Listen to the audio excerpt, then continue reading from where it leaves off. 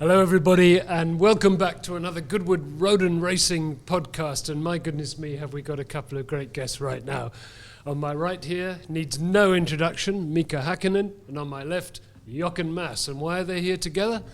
Because they've been out on the Goodwood circuit today in two W196 Mercedes-Benzes, one the Streamliner and one the Grand Prix car. Well, they're both Grand Prix cars, but Jochen in the Streamliner, Mika in the other W196, exactly.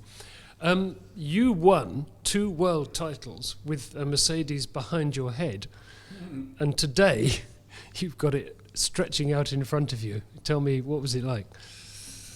Oh, it was brilliant. I mean, again, if you think about that time when the engineers were designing a car like that, it is incredible. You know, the Mercedes was producing great cars in those days, and they keep producing great cars today. And way it handles, way the engine is running, it's just really impressive. So the designers, engineers did a great work, and it's a fun car to drive. Except, I spoke with mechanics and they said the top speed is 290 kilometers per hour, and you don't have a seat belt in it. So I think today, Jochen and me, we took a little bit easier. We didn't reach that top speed, obviously. It's a show for the people, to show the people this beautiful car running on a track. And thanks for the museum and thanks for the mechanics taking care of this car so well, because they're running absolutely perfectly, no problems whatsoever.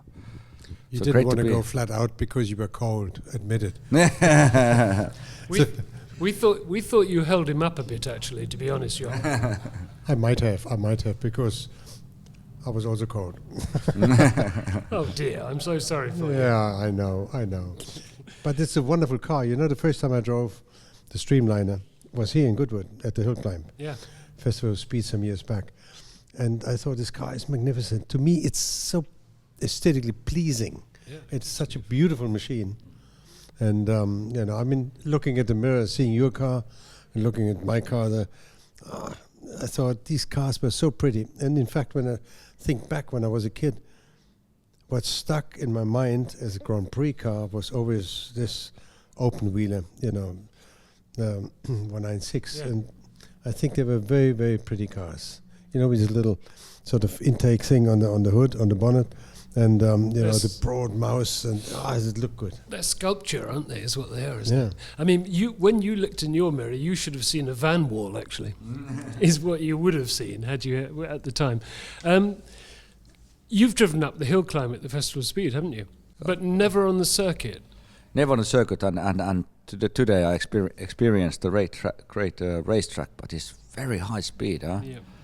It's really impressive, and it gives a great sensation for the racing driver to drive the track like that, because you have really high speed corners. You have some height differences on the track, and some corners the car gets a bit light, so you have to. It's a great track. No runoffs. That's the thing, you know. No, plenty of runoffs, except you don't slow down much on the grass. Yeah. No, but I think nevertheless it's one of the original circuits left in the world. You know, there are very few, and Goodwood has a lot of charisma. It's fast, but it's pleasing, actually. I love it a lot. If everything stays together, if you have a problem with something, a puncture or some suspension, then of course you look a bit daft.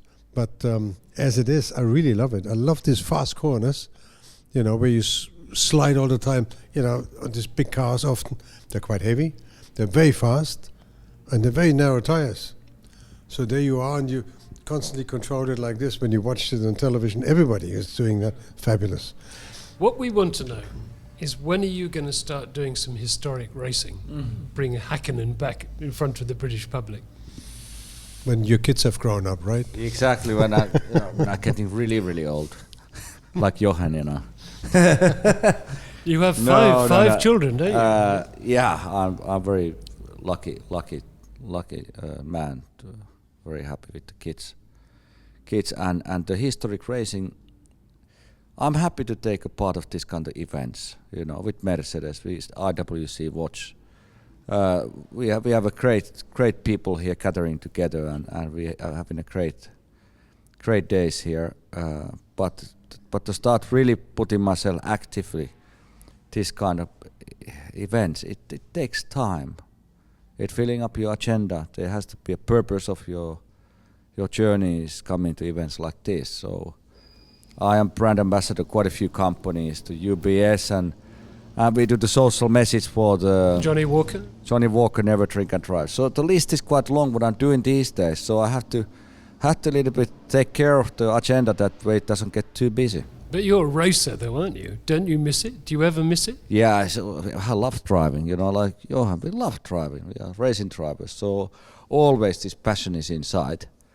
But racing is a bit, it's a funny world, because when you know how to drive the car well, and you go out there, you have to really tell yourself that, hey, come on, slow down a bit. You're not young anymore. Just go on, take it easy. And when you're driving these historical cars, like I mentioned, there's no seat belt in a car. So you have to really consider that way what kind of risks you are ready to take in your life. But the driving for fun is absolutely perfect. The funny thing is that you both you guys thought you were brave when you were at the top of your careers, but you weren't really. I mean, look at the cars you were in today. I mean, that was dangerous. Come on. Absolutely. No, I tell you what, I never thought I was brave, whatever. No, seriously not, because for a simple reason. To be brave means that you have to fear first. So you have to overcome your fear, and that needs guts and bravery. But, if you feel confident and you really enjoy it, when you go fast, because it's the way in nature you handle the car and all that, and you do it intuitively, you don't need to be courageous. You just need to be together and love it. If you do it with a lot of enjoyment, you're quick. If you fear it, which sometimes because of weather, adverse weather and all that, you thought about it with a sort of a evil eye, and you thought, and then it's not nice. But in general, you have to walk towards a race and say, I love it. Okay. And that's great. I don't know if you've noticed this. You probably have, actually. But the British love you, don't they? Do you know why I think that is? I think it's because you beat Michael Schumacher many times. That's what I think. I'm quite popular in England, and I've been racing, of course, with Team Lotus in my start of my and Formula 3 here. And F3 racing in England, and racing Team Lotus, racing with McLaren. I was really loyal for the McLaren team to stay in there, because we didn't have so good starting years, but then the things changed. It was a good decision to stay as well, wasn't it? Absolutely. And England is the center of the motor racing. Sure. All the good teams are here. The great engineering people are here in England. And I always felt that way. The English people has a great sense of humor, and I think that has to be part of the life. The great sense of humor. Otherwise, you don't survive. Yes, you're right. And England is a lovely country, but it does rain a bit too often here. So you need a great sense of humor. Yeah, but it's not freezing cold like where you came from. No, that's true. That's why I moved down to Monaco already 25 years ago. Oh, that was why, was it? Yes, I see. Okay, guys, can we talk just for a little bit about what's happening in Formula 1 today? We saw a really crazy situation this morning in Melbourne where we have two Mercedes. Well, it's great for Mercedes-Benz, fine. But for the crowd, for the fans, there's just two cars on the circuit. There's 6 minutes to go. Guys, where are we going with this modern Formula 1? Yeah, exactly. It's always if I start criticizing Formula 1, I don't feel comfortable about it, because there's a lot of people are making massive effort, finding a solution to make the sport great. And if you look at the technical side of these machines, they are absolutely unbelievable. In my days when I was racing Formula 1, we burned like 200 kilos fuel. Now anymore 100 kilos. Yeah. There is no anymore so much pollution, no noise pollution. So safety has improved. So there's so million things of positive things what has happened.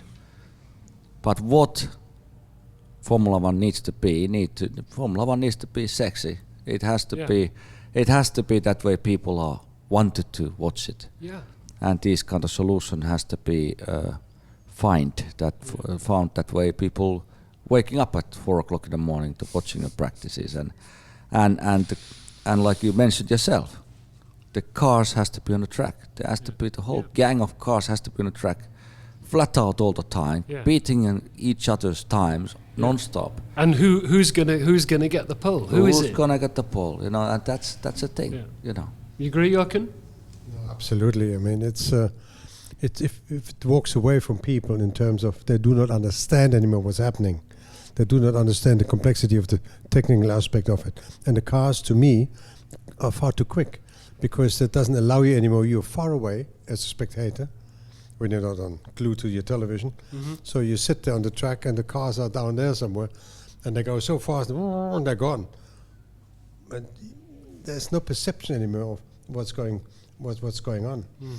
And I was still new this. I mean, the cars were quick too, but a little more still tangible. I mean, you could still understand better what was going on that moment, the way you drove, and so on. So, but when you arrive so quick, how can you outbrake somebody? If the guy makes a mistake, you have no chance, in a way. Yeah, right? Exactly. I mean, the speed, Formula One, you go 330 and you're braking before the corner like 60, 70 meters or staggering, isn't it? So it's such a short distance to braking that way to overtake in that kind of situations are very difficult. Always been difficult, of course, but but nevertheless, people are flat out working hard in Formula One. They are not just sitting there doing nothing. They are really looking for solutions, understanding. But everything takes time, Yeah. I do not think that speed alone expresses technical advances. It's sort of speed alone is one thing, but the drivability of a car, that would be nice that you have a little more rubber, so it's a little more mechanical than only purely aerodynamically controlled. So it's a lot nicer, also for drivers. You can do more, you can slide a little more, and you can work. Well, and for the fans, because the fans see the opposite. Yeah, of course, sure. And you have a better envelope. Yeah. From the overtaking point of view. I mean, you follow somebody, and this gives you a better because of bigger tires and all that. It is so much nicer. There's one track, China, for an example, which has a slowish section with second, third gear. They can risk it, and the road is wide, and that's where I have quite a lot of overtaking. And you can do it. But most other fast corners, forget it. I mean, you just follow. What was your favourite track? Was it Spa? Yeah, the Spa, of course it is. I think every racing driver loves Spa. Yeah. It's just a beautiful track, and I had a couple of good races there. Yes, just a couple. But there's many other great race tracks in the world. I think the Branch Hatch was example fantastic. What you have in England. Okay, that was not in a Formula One agenda, but it was a great circuit. Great track, yeah. Silverstone, my time when I was racing the old track, I found it very, very much fun. But I think Monaco was definitely the ultimate. Really? That was amazing track. From a driver's point of view, or if you had a good car, if you had a good car, it's just unbelievable. But that was. But the precision and the. Yeah, and Monaco is something that way, if you manage to make a great lap there, it's such a great satisfaction. Yeah, but to perform in an ultimate performance level there, you cannot do more than 2 or 3 laps like that. You really? Cannot, because to maximize your lap time in Monaco, you take a massive risks all the time. So yeah, but I found Monte Carlo. I always loved it too.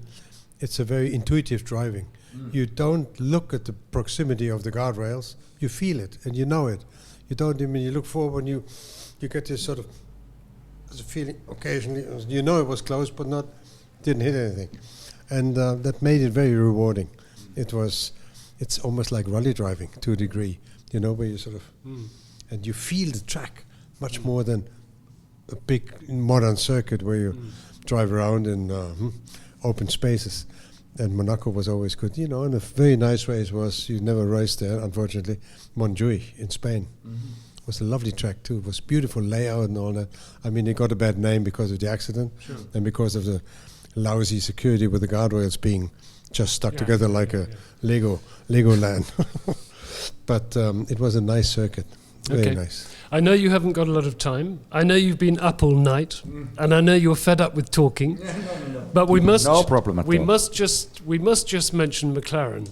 Both of you, McLaren, you're both McLaren guys, and none of us, especially us Brits, we don't want to see this happening to McLaren. It's so sad. It's so frustrating. Can you identify what's happened to that team, Mika? What's happened to it? You put it very dramatic way, after your words. I mean, when I see it, of course you can say it is improvement from last year, but the regulations are really not giving any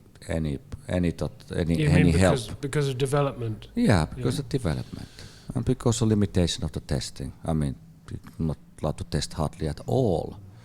If you're top athletics in some sport, you need to practice, 5-6 times a week, become a good sportsman, a sportswoman.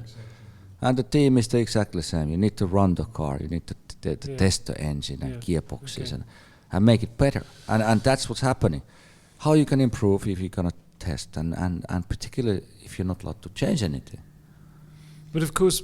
There's massive limitations and I think the idea to cut costs and not allowing testing anymore is ridiculous because you build all these supercomputers which are not the same, the simulators. Yeah. So it's nice afterwards as a thought to sell them, make money with it. But you want to test, you have to put a car on the road and do some testing.